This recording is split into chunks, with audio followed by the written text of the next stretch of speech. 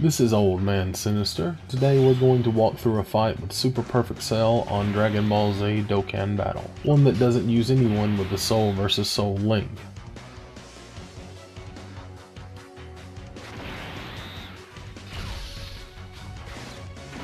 My team for this fight may seem a little unorthodox, but we'll get into the details in a minute. We'll start off with the leader, which is Golden Frieza, the Pinnacle of Evil, the Dokkan evolved form of Mecha Frieza.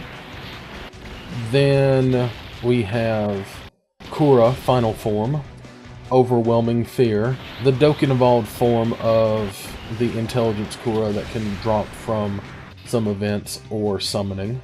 Whis, Enigmatic Power, General Blue, Deep Blue Gaze, Perfect Cell, the Intelligence form, and Bulma, Audacious Adventurer. Well, of course, if you haven't guessed by now, the primary strategy with this team is stunning instead of using the link to disable Cell's regeneration. In a stun, the text doesn't do a good job of describing it in character abilities, super abilities, and passives in global. They usually refer to it as a knockout. But, of course, many beginning players misunderstand that to mean that there's a random chance of a one-hit KO, which, in fact, it's not. It's a stun which generally lasts for 2 turns, and during that time, whoever's affected cannot act. So, as you can probably tell, if we can keep Cell stun-locked, or mostly stun-locked, at the very least stunned during his regeneration phase, then we can essentially bypass the need for the Soul vs Soul link, which keeps us from having to do a lot of expensive summoning for the event or play with substandard characters. As for items, I went with both Senzu Beans and Dende, as well as the Ghost Usher and Fruit from the Tree of Might. Now, I went with the Fruit because both General Blue and Bulma require super attacks for their stun chance to occur. And that's also the reason why I led with a plus key leader like Golden Frieza, then used another Golden Frieza as my friend, trying to stack everything so that I can use supers as much as possible, which is also essential because you're going to have to finish Cell off with a super attack. Just taking away all of his HP won't be enough. If the final attack's not a super, you won't defeat him.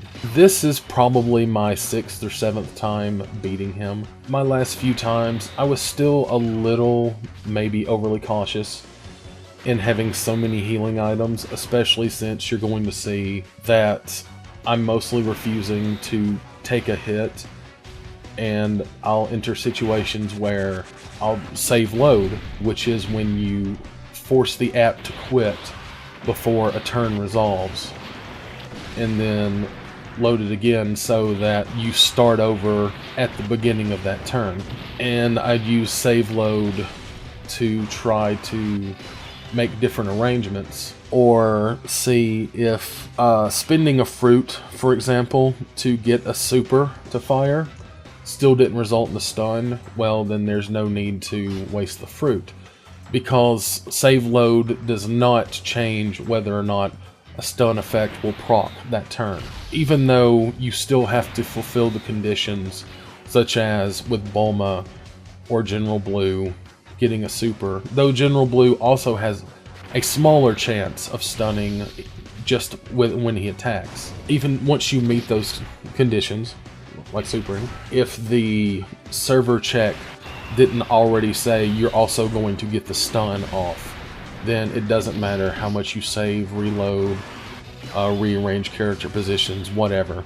You're going to have to just soak up the hit or use the Ghost Usher to push Cell to the next turn, and hopefully your next round of stunners will get their hit off. And that's one thing you may notice with how I've arranged the characters so that they're turn order. Whenever a character is in one of the first 2 slots, then they are guaranteed to come back up the next alternate turn.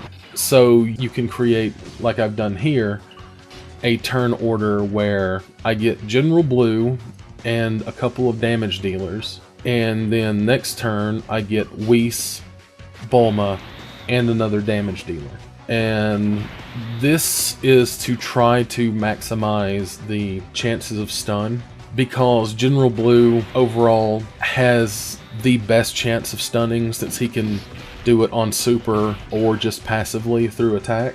And though Bulma does need a super, Whis has a high stun chance, and all he has to do is hit the opponent. So I paired them up together so that they can basically reinforce each other and give double the chance. And then the other damage dealers, Kura, Cell, and Golden Frieza, they link well together. They're just hard-hitting intelligence ultra rares, which pair up good against a tech like Cell. If you want to go for heroic characters so you can inch a little bit more damage out because of the alignment difference, that would work fine too. And you don't have to use these stunners explicitly. They're just the best stunners that I had that fit into the intelligence team in the spots that I wanted. In fact, I got them from a listing posted on Reddit, which I'll link to in the description below. Very valuable information there. In battles after this, I have by now finally gotten the 10 medals I needed to awaken Perfect Cell. I switched out Dende for King Yima in the last few runs, because having all this healing, if you're not hit very often, or you go out of your way to not be hit, and I did have a few runs where just the luck of the random number generator that happened, Cell never got a turn. That much healing isn't necessary, and as long as you throw someone in front of Cell on the turns he does have, even if he attacks 3 times in the turn, as long as they're normal attacks and you put an awakened intelligence character in front of him for each hit, you're generally going to survive. Now, you'll need a full heal afterwards, but it's not the end of the world if you don't stun him and you have to take an all. However, one of those 3 attacks is usually going to be a solar Kamehameha, so that's why I brought in King Yima instead of Baba. There we'll see the first save load where a stun didn't fire off, so I'm going to rearrange a little and try something else to see if I can get a stun and stop the regeneration. And sometimes you just can't. Sometimes the best thing you can do is just let him get the 100,000 HP back and hit him with a couple of supers from your damage dealers. But as for King Yima instead of Baba, for the most part, reducing a super to half damage is basically going to be the same as mitigating it from being a super to a normal attack. And the added benefit you'll get there from King Yima is that those normal attacks will also get their damage halved, instead of just shutting down the damage on the solar Kamehameha. Another save load. I don't think this ended up working out. And in fact, what I believe happened in this one was not necessarily that I was worried about the stun so much as I didn't want to waste my Dokkan attack on Bulma Super. I was hoping to be able to give it to Frieza. But regardless, sometimes you've just got to take the heal or you've got to take the hit, which isn't a huge deal. You lose out on damage, but it's not going to be game-breaking in the long run. It's just a situation where that extra damage from Frieza would really help if RNG doesn't go your way and you get to the last health bar and you're low on items, so there's another save load. No matter what I do, the stun doesn't work, so I might as well hold that fruit from the Tree of Might in reserve and just have a normal turn. Cell's not hitting me, he's just regenerating. So I'll let Frieza have the Dokkan attack, and for the most part, negate the regeneration and just call a mulligan on this round of the fight.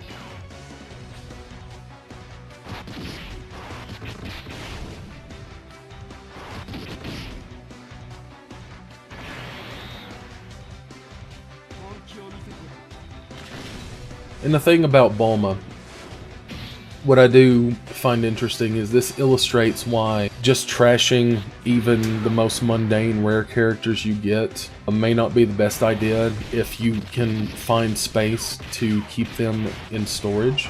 Because I had never used Bulma before this event. I wasn't even aware of how high her stun chance was. I knew she had a chance to stun, but the cards themselves never show the stun chance. It takes people data mining like those on the global Dokkan Battle Reddit board to find some of those numbers. And she has one of the best stun rates in the game for super attack.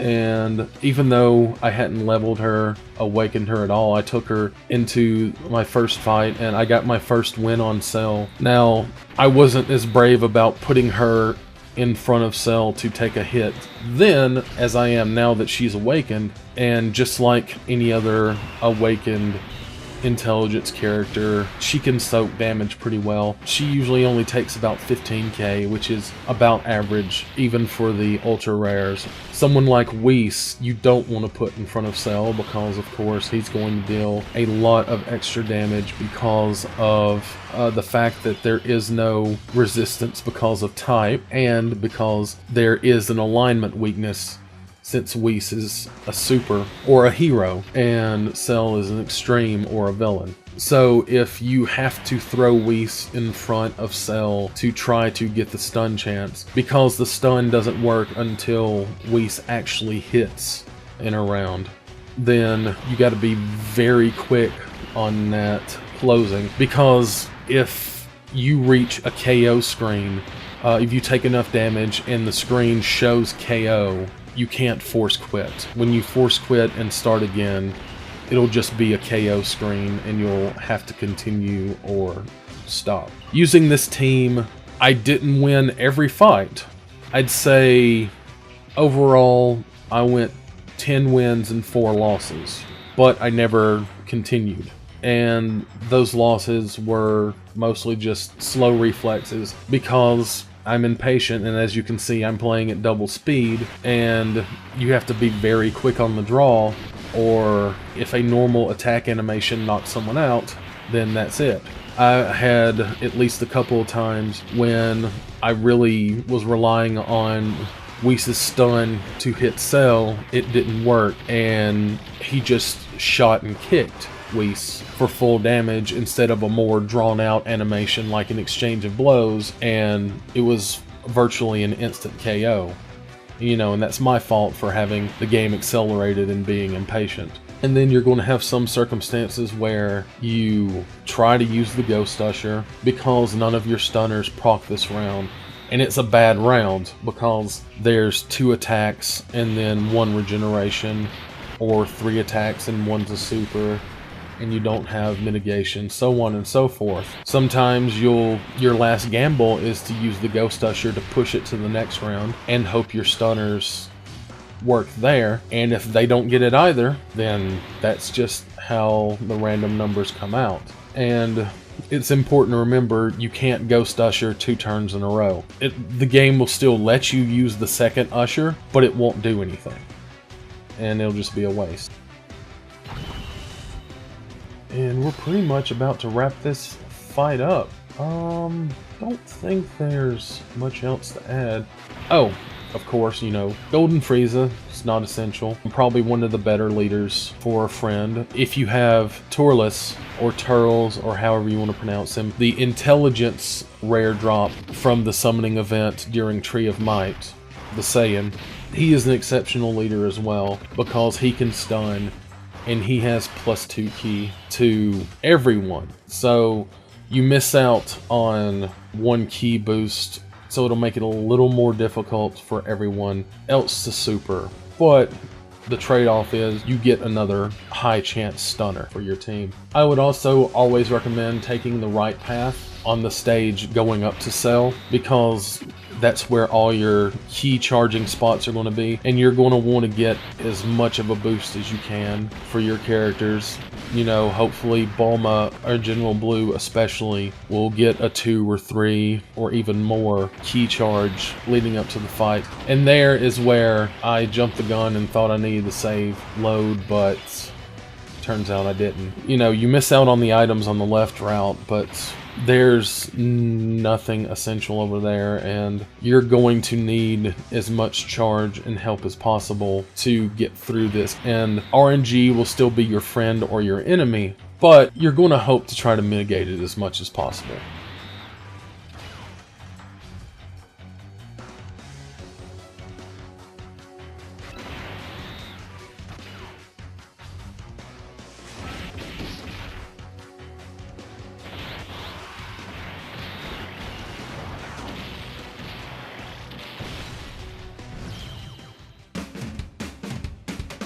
Thanks for watching. Feel free to like, share, or subscribe, or follow me on any of the social media platforms listed below. I also stream regularly on Twitch, where you can find me as Old Man Sin. Thanks again, and your feedback and support is always appreciated.